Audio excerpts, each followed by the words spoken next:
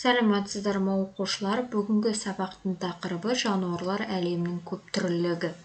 Бүгінгі сабақта жануарлар әлемінің алуан түрлі екенін білесіңдер.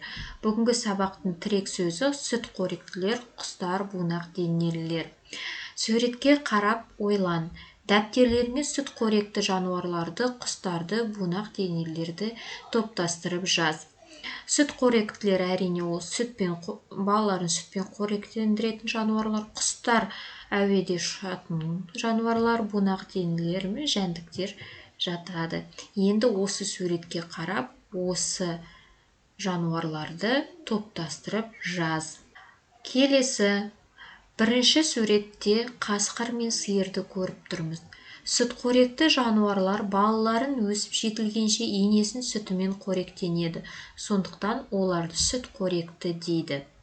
Құстар басқа жануарлардан өзгеше. Олардың тұмсығы, қауырсыны, қанатымен ерекшеленеді. Құстардың көбі ұша алады.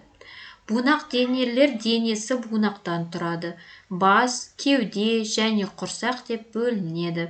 Осыған байланысты оларды бунақденелілер деп атайды. Барлығының 6 аяғы мен мұрты болады. Келесі бейнематериалға назар аударайық. Келесі тапсырма: салыстыр, Вен диаграммасын толтыр. Сіздерге бунақденелілер берілген: құмырсқа және ара. Ара мен құмырсқаның дене мүшелерін салыстырыңдар. Олардан қандай ұқсастық бар? Ұқсастық пен айырмашылықтарын Вен диаграммасына толтырып салыңдар. Келесі суреттерде не артық?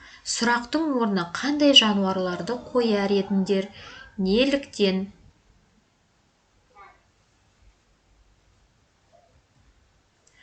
Сонымен бүгінгі сабақта жануарлардың, соның ішінде сүтқоректілердің, бунақденелілердің ерекшелігімен таныстыңдар. Олардың қоректену және тіршілік ету орындарының алуан түрлі болатынын білдіңдер. Бүгінгі сабаққа өздеріңізді бағалап шығыңдар.